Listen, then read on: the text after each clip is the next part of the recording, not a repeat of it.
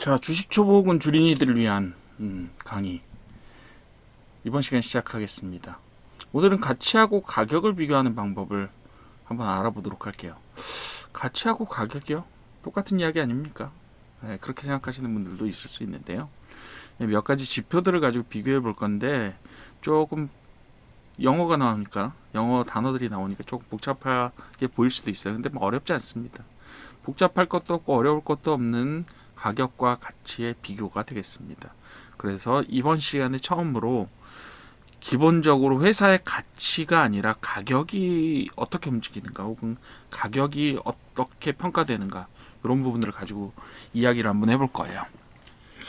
자, 봅시다. 자, 가치와 가격은 다르다 이렇게 얘기합니다. 가치는 value라고 저희가 보통 이야기하고요. 가격은 price라고 얘기합니다. 뭐 영어 자꾸 나와서 그렇긴 한데 어쨌든 좀 우리나라 말하고 우리나라 말로는 비슷한데 진짜로 원래의 뜻은 뭐가 다를까 이런 것들 비교하다 보니까 영어를 조금씩 쓰게 되는 것 같아요. 가치는 value라고 부릅니다. 예, 그리고 가격은 price라고 불러요. 예, 가치는 높다 낮다 보통 가격도 높다 낮다로 표시합니다. 그리고 가치나 가격은 모두 다 뭘로 표시돼요? 예, 돈으로 표시됩니다. 얼마냐? 예. 자, 그래서 많은 초보 투자자, 주식 초보 주린이들이 뭐라고 해요? 주가가 싸 보인다, 고점이다 이런 표현들을 써요. 근데 실제로 왜 고점인지 이런 것들을 얘기할 때 혹은 주가가 싸 보인다라고 얘기할 때 그 안에 들어있는 뜻을 다 알고 말씀하시는지 잘 모르겠어요. 주가가 싸 보인다라고 이야기할 때 본질적으로 평가해야 될 것은요. 가치에 비해서 가격이 낮다라는 뜻인 거고요. 고점이다는 단순히 가격만 가지고 보는 겁니다. 자, 실제로 가격하고 가치는 달라요. 첫 번째로 가치는 정말로 회사가 가지고 있는 힘과 강력함 이런 거예요. 기업이 실제로 벌어들이고 있는 돈 혹은 기업이 실제로 앞으로 벌어들일 수 있는 힘, 성장할 수 있는 힘 이런 것들을 다 합쳐서 가치라고 부릅니다. 가치는요, 사실상 가치를 평가할 때도 여러 가지 기준으로 평가를 해요. 정말로 돈을 벌어들일 수 있는 힘으로 평가를 하기도 하지만 그 회사가 지금 현재 얼마나 가지고 있느냐로 평가하기도 해요. 물론 지금 많이 가지고 있다고 하더라도 앞으로 벌 수가 없게 되면 그냥 쓰고 마는 거니까 회사로서의 기능이 제대로 작동한다고 보기가 좀 어렵죠. 그렇긴 한데 어쨌든 예, 제일 좋은 회사는 뭐예요? 지금 많이 가지고 있고 계속 잘 버는 회사입니다. 그러면 나쁜 회사는 뭐예요? 예, 지금 가진 것도 별로 없는데 돈도 못 버는 그런 케이스입니다. 그게 가치예요. 그게 가치입니다. 뭐 가치에 포함되는 것들은 여러 가지 있죠. 예. 예를 들면 어떤 거요? 예. 그 순수익을 얼마나 올리느냐, 순이익을 얼마나 올리느냐, 혹은 영업이익을 얼마나 비율적으로 좋게 올리느냐, 뭐 이런 것들이 있을 수가 있어요. 반면에 가격은 뭐죠? 가격이 여러분들 제일 쉬워요, 알기가. 가치는 평가하기가 어렵습니다. 하지만 가격은 쉬워요. 왜? 지금 전체 주가에 그 회사가 발행한 주식수를 곱하면 그 회사의 가격이 됩니다. 매일매일 순간순간이 아니죠. 한 번의 거래 때마다 가격은 그 회사의 가격은 재평가를 받습니다. 그렇죠? 어떤 사람은 조금 더 높게 평가해서 더 높게 부르고 그 높게 부른 것대로 팔려고 하는 사람이 있어서 거래가 성사되면 그 회사의 그 순간의 가격이 결정되는 거예요. 그죠? 어떤 사람은 지금보다 조금 더 회사의 가치가 더 높지 않다라고 생각해서 낮은 가격을 제시해서 팔겠다라고 얘기합니다. 그때 누군가가 그 낮아진 가격에 동의하면서 사게 되면 거래가 이루어지고 또 그 순간에 그 회사의 가격이 결정되는 거예요. 그죠? 그래서 좋은 기업이라도 비싸게 사면 손실이 나고 나쁜 기업이라도 싸게 사면 수익이 날 수 있다. 이게 무슨 얘기예요? 좋은 기업이라는 것은 가치에 대한 이야기예요. 좋은 기업은. 그죠? 그렇다면 나쁜 기업은 뭐예요? 나쁜 기업도 가치에 대한 이야기입니다. 그런데 비싸게 사면 혹은 싸게 사면 가격에 대한 이야기가 되는 거예요. 좋은 기업이라도 비싸게 사면 손실이, 너무 비싸게 사면 그렇죠. 그죠? 너무 비싸요. 지금 시장 가치의 평가가 본질적으로 그 회사가 가지고 있는 가치보다 너무 높아요. 그런데 그때 들어가면 어떻게 돼요? 떨어질 수 있잖아요. 실제 가치를 반영해서 그 회사가 실적이 좀 나빠진다든가, 그죠? 그 순간엔 좋았는데 전망이 안 좋아져서 지금 좀 낮아졌다든가 이렇게 될 수 있잖아요. 그런 경우 어떻게 돼요? 손해납니다. 나쁜 기업이라고 하더라도 정말 바닥의 가격이 있어요. 그렇다고 하면 좀 나쁘더라도 가격이 그렇게까지 낮을 필요는 없는데, 네, 낮아요. 그래서 샀어요. 그럼 어떻게 되죠? 예, 그 기업의 나쁜 정도까지는 상승합니다. 예, 그렇게 되는 거예요. 그래서 수익이 날 수도 있다. 투자의 본질은요, 가치 대비 싼가입니다. 근데 제가 말씀드렸죠. 가격이 싸냐 비싸냐는 지금 시가 보면 돼요. 예, HTS에 다 나오잖아요. 삼성전자 얼마, 누구 얼마, 이렇게 다 나오잖아요. 그런데 가치는요, 평가하는 사람마다 달라요.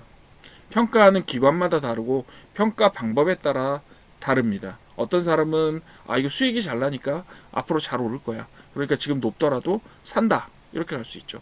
어떤 사람은 이 회사는 깔고 있는 그 공장 부지 혹은 회사 부지가 넓으니까 이게 언젠가 부동산 평가를 받으면 오를 거야. 그리고 살 수 있어요. 지금 가격은 낮지만. 그죠? 그러니까 가치를 평가하는 방법은 다 달라요. 그 때문에 문제가 되는 거예요. 이 회사가 과연 가치를 얼마나 갖고 있느냐에 대한 의견이 다르기 때문에 가격이 싸다 비싸다에 대한 가격은 정해져 있다 그랬잖아요. 시장에서 정해준다고요. 가격을. 그거 대비를 비교했을 때 서로 차이가 나기 때문에 그 회사의 결과적으로 가격이 움직이기도 해요. 그렇게 되는 겁니다. 결국 우리가 그 회사의 가치에 비해서 싸게 샀다 비싸게 샀다 이렇게 이야기를 할 수 있게 되는 거고, 결국은 그 가치 평가하는 방법 자체가 우리가 주식을 사느냐 마느냐라는 것들을 결정하게 만드는 거죠. 그죠? 가치라고 하는 거. 근데 가치라고 할 때 본질적 가치도 있지만요. 실제로 보면 시장 심리에 의해서도 가치가 형성돼요. 가격이라는 것은 가치를 반영하기 때문에 그래요. 단기적으로는 심리가 가치를 결정합니다. 가격을 결정하죠. 가격이라는 게 바로 뭐예요? 어떻게 보면 그 회사의 가치라고도 볼 수 있어요. 좀 말이 어렵죠. 그렇긴 한데 기본적으로 위에서 보셨던 것처럼 기업이 실제로 돈을 벌어들일 수 있는 힘이라고 하는 것은 장기적인 수준에서 가치를 이야기해요. 예. 그 회사가 얼마나 값이 나가느냐, 그죠? 그 회사가 얼마나 좋은 회사냐, 그런 회사, 그런 가치 평가가 되는 거죠. 가격은 결정돼 있다니까요. 지금 시장의 가격 얼마 이렇게 딱 나와 있다니까요. 그렇게 보시면 돼요.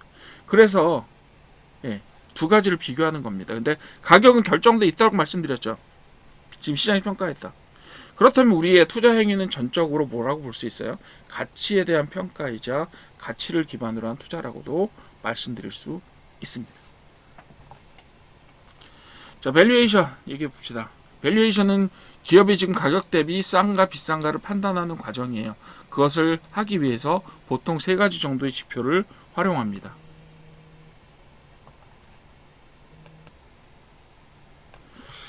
자, 밸류에이션 할 때 여러 가지 요소들이 있을 수는 있겠지만 기본적으로는 뭐 너무 어렵게 하면 한없는 거죠. 가치 평가라는 건 뭐 어쨌든 뭐 부동산에 대한 평가라든지 회사에 대한 평가도 사실 그 가치 평가를 할 때마다 달라지기 때문에 무슨 일을 하냐 하면요. 복수의 그 가치 평가를 한 다음에 그거를 뭐 합산하거나 아니면 평균 내거나 뭐 이런 식으로 해서 가치 평가를 하는 경우도 있습니다. 근데 저희가 주식 시작하는 입장에서 그런 복잡한 그럼 회사 가치 평가를 저희가 받아들일 일이 없잖아요. 그러니까 공부를 따로 그걸 뭐 해서 저희가 가치 평가를 하는 사람이 될 필요는 없잖아요. 그래서 일반적으로 지금 사용하고 있는 한 세 가지 정도의 지표를 보시면 돼요. 이게 뭐냐면 하나는 PER이라고 하는 거고요. 하나는 PBR이라고 하는 거나 하나는 PSR이라고 하는 지표입니다. 하나는 주가 수익 비율이고 두 번째는 주가 순자산 비율이에요. 순자산이라고 할 수도 있고요. 그리고 자기자본이라고도 하기도 합니다. PBR. 그리고 주가 매출 비율이라고 PSR이라고 하는 게 하나 있습니다. 이 세 가지를 보통 하는데요. PER과 PBR은 보통 어디서 보여주냐면 기업 정보, 간단하게 기업 정보, 뭐 재무 이런 거 찾아보잖아요. 그러면은 MTS건 HTS건 다 보실 수 있어요. 찾아가서 보시기만 하면 돼요. 근데 PSR은 잘 안 알려줍니다. 왜요? 기업 정보에서 보시고 있는 그 데이터를 가지고 간단하게 계산이 가능하기 때문이에요. 간단하게 계산이 가능합니다. 그렇게 보시면 돼요. 자, 첫 번째로 PER을 봅시다. price earning ratio라는 뜻이에요. price earning ratio라고 합니다. 그래서 이익 대비 주가요. 여기서는 순이익 사용합니다. PER은요, 주가를 주당 순이익으로 나눈, 그러니까 EPS라고 하는 earning per share라고 저희가 부르는데 EPS로 나눈 방법을 사용하는데요. 요것도 괜찮지만 이거 같은 분모가 두 번 생기거든요, 이게. 그죠? 예. 주가라는 건 뭐예요? 결국 시총을 시총을 뭐예요? 시총에다가 시총을 주식 숫자로 나눈 거예요. 어떻게 보면 시총이라는 것 자체가 주식의 가격 곱하기 전체 주식의 숫자라고 할 수도 있죠. 그죠? 그렇게 할 수도 있어요. EPS도 결국은 뭐예요? 이익을 올렸는데 그걸 뭘로 나눠요? 주식 개수로 나누는 거예요. 순이익을 주식 개수로 나눈다, 그게 EPS예요. 그러니까 결국은 똑같아요. 순이익을 시총으로 나눈다. 알죠? 시총을 순이익으로 나눈다, 이렇게 보는 거예요. 그러니까 시총이 순이익의 몇 배냐, 혹은 시총이 순이익의 몇 년치냐, 시가총액, 시가총액, 전체 주식의 그 회사의 가격을 나타내는 주식 가격의 총액, 그거는 어디든지 보실 수 있어요. 그냥 저기 차트창만 딱 열어놓고 맨 위에 보면 시총 얼마 이렇게 써 있습니다. 그거 보시면 돼요. 순이익도 역시 작년 기준 순이익으로 표시를 해줍니다. 물론 지금 순이익을 얼마가 내고 있는지는 사실 잠정치 혹은 예상치밖에 없고 정확하게 알 수는 없어요. 그래서 시총과 작년에 순이익을 비교하는 게 조금 어폐가 있을 수도 있으나 어쨌든 기준은 그거밖에 없으니까요. 그래서 현재 주가가 기업의 이익 대비 몇 배인지 몇 년치인지를 보여주는 거예요. 몇 년을 이렇게 열심히 벌어서 순이익을 내야 이 회사가 이 회사의 시총을 따라잡을 수 있느냐, 이 얘기입니다. 일반적으로 성장 잠재력이 낮은 산업은 PER이 낮아요. 왜? 순이익이 덜 나니까. 그죠? 성장 산업은 PER이 높게 형성됩니다. 왜냐하면 PER은 프라이스의 평가잖아요. 그래서 낮다라고 평가하는 회사들, 우리가 별로 관심을 갖지 않는 회사들은 PER이 좀 낮은 경향이 있어요. 수익을 많이 올리더라도 별로 평가를 좋게 받지 못한다. 가격을 좋게 받지 못한다. 그렇지만 로봇 산업, 뭐 기타 등등 그 성장하는 AI 산업 이런 것들 있잖아요. 그런 것들은 대체로 가격들을 사람들이 높게 불러요. 얘네들이 지금은 수익을 못 내지만 성장할 수 있을 것 같다라는 식으로 평가하게 되는 거죠. 자, PER은 기본적으로 10배가 기준입니다. 그래서 PER이 10배보다 낮다 이러면 저평가 가능성이 있다. 예요. 10배에서 20배가 일반적인 수준이라고 하는데 절대적인 수준은 아니에요. 성장 산업은 이거보다 훨씬 더 높을 때가 많아요. 100대 100배 이렇게 나올 때도 많습니다. 20배 이상은 성장주, 테마주 중심으로 나오게 되는 겁니다. 그렇다고 하더라도 너무 높으면 좀 곤란하죠. 자, 그런데 PER만 보고 판단하면 큰 실수를 할 수밖에 없어요. 절대적인 기준은 아닙니다. 동일 산업하고 비교해야 돼요. 또 여러분들 주의해야 될 점이 뭐라고 했죠? 제가 뭐라 그랬어요? 수익은 매년 상당히 많이 변합니다. 그렇기 때문에 일정하게 성장 산업에서 있어서 특히 PER은 고정되어 있지 않은 경우가 많아요. 그러니까 매년 변합니다. 어떤 때는 성장 산업은 어떤 때는 손해 보고요. 그래서 손실을 보는 게 해도 생기고 어떤 때는 수익이 많이 나고 어떤 때는 적게 나요. 그러니까 1년치만 봐서는 답이 나온다 안 나온다? 안 나온다.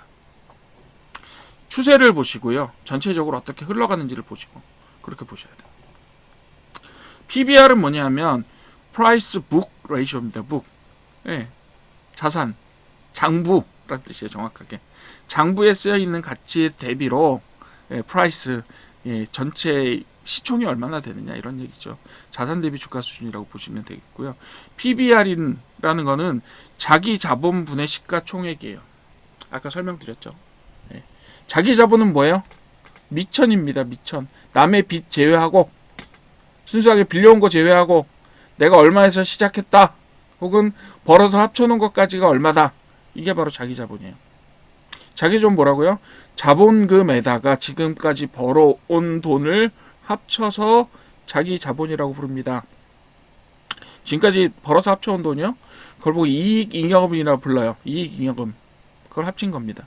몇 년치 이익잉여금을 합쳐서 그걸 뭐라고 불러요? 자기 자본이라고 부릅니다. 순수하게 내 가지고 있는 내 고가 안에 들어있는 내 금고 안에 들어있는 원래의 돈이죠. 물론 이제 금고 안에 들어있지는 않고 보통 어떤 형태로든지 투자가 돼 있죠. 건물에 들어가 있든 장비에 들어가 있든 그죠? 사람에 들어가 있든 네 그렇게 들어가 있습니다. 그 시가총액 시가총액을 자기자본으로 나누는 거죠. PBR이 낮다는 얘기는 뭐예요? 기업의 주당 자기자본 대비 주가가 저평가되어 있다라는 얘기입니다. 좀 어렵죠 말이? 네. 기업이 한 주가 10,000원이에요. 그런데 그 기업이 전체 자기자본을 주가로 나누었더니 한 주당 20,000원의 자본을 가지고 있다. 그러면 PBR은 0.5입니다. 0.5. 자기자본과 시가총액이 똑같다. PBR이 1입니다. 기존 사업이 정체돼. 요건 평가인데요. PBR이라는 게 기본적으로 그거예요. 자기가 원래 가지고 있던 미천 대비 지금 전체 가격이 얼마나 되었느냐. 그죠? 기존 사업이 정체돼서 자기 자산의 가치만 남은 기업도 많아요. 자, 자산은 많은데 부동산은 깔고 있는데 대체로 그런 회사들 있잖아요. 공장 큰 섬유 회사들. 그죠? 무슨 레미콘 회사인데 약간 좀 사업 잘 못하는 레미콘 회사 이런 데도 있죠. 혹은 대형의 공장을 깔고 앉아있는 되게 많아요. 유통회사인데 장사는 잘 못하는데 유통센터 부지가 엄청 넓어. 그런 회사들이 대체로 PBR이 낮은 거죠. 왜? 장사를 못하니까 평가를 못 받아요. 그러니까 가격은 매우 낮아져 있죠. 그렇지만 어때요? 가지고 있는 부동산이나 이런 것들의 가치가 너무 크기 때문에 당연히 자산 가치는 커요. 그러니까 선대에서부터 계속해서 땅을 사모아서 땅을 만들어 놨는데 땅 가격은 올랐어. 그런데 그 후손이 상속을 받아서 장사를 시작했는데 사업을 시작했는데 사업도 잘 못해. 이런 회사들이 PBR이 낮은 거예요, 보통은. 그죠? 경기 민감 업종은 저 PBR이 일반적이다. 그래서 경기 민감 업종은 저 PBR이 예상. 금융이나 철강, 조선 같은 것들이 대표적으로 PBR이 많이 낮아요. 왜? 큰 자산이 있어야 사업을 영위할 수 있기 때문이에요. 그래서 경기가 나빠지면 이런 회사들은 실적이 예를 들면 수익 같은 실적이 잘 안 나오기 때문에 수익은 실적이 잘 안 나오기 때문에 가격이 떨어져요. 그런데 자산은 변해요, 안 변해요? 잘 안 변합니다. 그 회사가 가지고 있는 깔고 앉아 있는 부동산의 가격이 잘 안 변해요. 근데 장사는 잘 못해서 혹은 경기가 안 좋아서 어떻게 해요? 왜? 가격을 사람들이 높게 안 쳐줘, 그 회사에 대해서. 그럼 어떻게 된다? 저 PBR주가 되는 거예요. 자, PBR 해석 기준 1배 이하는 저평가 가능성이 높습니다. 근데 이것만 가지고 결정하는 거 아니에요. 1배에서 2배는 정상 범위라고 얘기하지만 2배쯤 되면 제법 조금 고평가되어 있다라고 보통 얘기합니다. 그리고 2배 이상은 성장 기대가 크게 반영되었다. 이미 가격대에 그런 것들이 반영이 되어서 제법 많이 올랐다. 이렇게 이야기할 수 있는 거죠. 그 자산이에요. 하나는 장사를 잘하냐 못하냐. 하나는 집에 돈이 많냐 안 많냐. 자, PSR, PER, PBR은 많이 들어보셨을 수도 있어요. 그렇지만 PSR은 잘 이야기하지 않는 경우들이 많습니다. 근데 저는 조금 강조해요. 항상 PSR이라고 하는. 매출은 중요하거든요. 매출은 수익은 매년 뭐 원자재 상황이라든가 경기 상황이라든가 이런 것들에 의해서 약간 가감이 될 수 있어요. 게다가 전체 수익에서 전체 비용을 빼고 나서 매출에서 전체 비용을 빼고 나서 남은 게 수익이기 때문에 조금 비용이 많이 들면 혹은 비용이 좀 줄어들면 원가 절감이 되면 커졌다 작아졌다 합니다. 그런데 매출은요 그렇게 쉽게 움직이지 않아요. 회사가 진짜 이상한 짓을 하거나 아니면 정말 그 산업군이 엄청 어마어마하게 쪼그라들었거나 이렇게 되지 않으면 매출 자체가 그렇게 매년 뭐 몇십 % 이상 움직이지는 않습니다. 몇십 % 이상 잘 안 움직여요. PSR은 그런 점에 착안해서 시가총액 대비로 매출액으로 나눠버리는 겁니다. 그래서 이익이 적거나 없는 기업 분석 시 유용하다라고 얘기하는데 꼭 이렇지 않더라도 왜냐고 말씀드렸죠. 제가 왜냐라는 것은 말씀드렸죠. 왜요? 수익이라는 것이 워낙에 자꾸 변하기 때문에 그래요. 그래서 성장 초기에 사스 기업이나 바이오 기업 같은 걸 쓰는데 사스는 뭐 여러분들 아셔도 되고 모르셔도 되는데 그냥 소프트웨어 공급하는 기업이다 이렇게 생각하시면 돼요. 바이오 기업 같은 거 평가하실 때 PSL 쓰셔야 돼요. 왜요? 바이오 요즘에 한다는 회사들 중에요. 영매출 기업, 그러니까 매출 자체가 없어요. 아니면 매출 자체가 아주 너무 미미해. 자산에 비해서. 혹은 가격에 비해서는 더하고요. 그러니까 예를 들면 그런 거죠. 얼마 전에 몇천억짜리 회사를 봤어요. 바이오 회사. 시가총액이 뭐 천 몇백억인가 돼요. 매출이 뭐 35억이래요. 이거는 기다려주기는 기다려주지만 과연 이런 생각이 듭니다. 게다가 매출이 늘지도 않아요. 3년째 비슷해. 그러면 과연 이걸 어떻게 기다려야 될까라는 의구심이 생기는 거죠. 그렇기 때문에 항상 세일즈와 관련된, 즉 매출과 관련된 것들을 보셔야 돼요. PSR 해석 기준은요. 한 배 미만 저평가 가능성이 있습니다. 한 배에서 세 배는 일반적인 수준이고 세 배 이상은 성장주 혹은 과열이라고 판단해 주시면 될 것 같아요. 자, PER, PBR, PSR을 단독으로 쓰면 안 되는 이유는 뭐냐면 단독으로 보면 오해가 생길 수 있다라는 거예요. PER이 낮다, 좋아요? 근데 이익이 급감해서 일 수도 있다. 그죠? 네. 그 PBR이 낮다, 싸다? 네, 자산 가치가 남은 기업이 그렇게 싸요. 그 PSR이 높다, 나쁘다? 아니요, 지금 성장하는 기업일 수도 있어요. 따라서 전체적으로 비교하고 그 다음에 트렌드를 알아보지 않으면 답을 얻을 수 없을 수가 있어요. 좋은 기업인데 평가를 못하고 나쁜 기업인데 좋은 평가를 하고 이럴 가능성이 있다라는 이야기인 거예요. 세 가지 다 보시고요. 추세를 보셔야 돼요.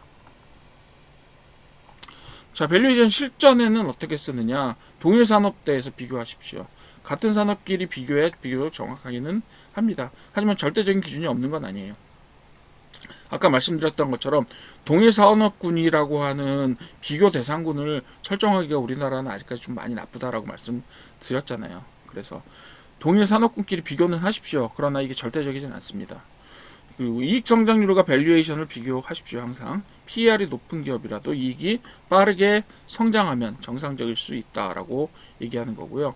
성장주 공식은요, PER, 예, 성장률, PEG 레이쇼라 그래서 성장률이 있습니다. 그죠? 그거를 주문으로 두고 PER을 위로 두었을 때 정상적으로 평가되는 경우들이 있다. 이렇게 보시면 돼요. 근데 제가 볼 때는 뭐 이런 공식들 대비하시고 이런 건 보다는 그냥 보고 판단하십시오. 3에서 5년 동안 밸류에이션 추세 확인 반드시 하셔야 됩니다. 기업이 항상 PER 15배, 20배라고 하면 지금 20배는 비싼 게 아니에요. 왜? 가격이 그만큼 평가를 해주고 있었다라는 이야기이기 때문에 기대 수준이 그만큼 된다라는 이야기예요. 근데 자꾸 움직이면서 PER이 비정상적으로 높아진다. 뭐 이런 식의 변화들이 있을 때 그런 것들을 좀 따져보셔야 되죠. 자, 시장이 인정하는 정상 밸류 범위를 파악하는 것이 핵심이다 라고 보는 거예요. 저도 이게 쉽지는 않아요. 정상적이냐 이게 범위가. 너무 성장하는 회사인데 상당히 성장하고 기대를 많이 받고 있는 회사인데 과연 이 PER, 이 수치들을 내가 이 수치들, 요건 멀티플이라고 보통 부르는데 이 수치들을 내가 믿고 갈 수 있겠냐. 뭐 이런 의심들은 계속합니다. 여러분들도 계속 하셔야 돼요.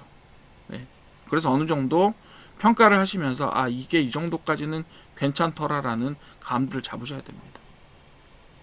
자, 밸류에이션 함정을 피하는 방법은 뭐죠? 단일 지표 믿지 마세요. 단일 지표는 의미가 없습니다. 적자 기업의 PER은 무의미하다. 그렇죠. PER 자체가 나오질 않는데 무의미한 게 뭐예요? 다. 적자 기업은 평가하기가 어렵습니다. 대신에 적자 기업은 나머지 두 가지를 가지고 좀 보십시오. PBR하고 PSR. 지금 적자라고 하더라도 PBR과 PSR이 어느 정도 적정선이고 사업 영역 자체가 좀 괜찮다. 이러면 괜찮을 수도 있어요. 그리고 이거는 매번 나오죠. 유증과 CB 잦은 기업은 밸류가 왜곡될 수밖에 없다. 유증 CB는요 항상 찾아보셔야 돼요. 이거 좀 귀찮습니다. 그렇긴 한데 뉴스를 뒤지든 어떻게 하든 좀 찾아보셔야 돼요. 그 자산가치 높은 종목들은 성장성이 부족한 경우가 많으니까 그죠? 꼭 PBR 하나로만 보시게 되면 이런 것들을 못 찾아요. PBR이 좋아. 이거 사야 되겠다라고 하는데 산업성장, 사양산업이거나 산업성장이 제로가 된 경우도 많습니다. 그리고 마지막으로 매우 낮은 PER은 가치 함정이 있을 수도 있다. 매우 낮은 PER. 그러니까 뭐예요?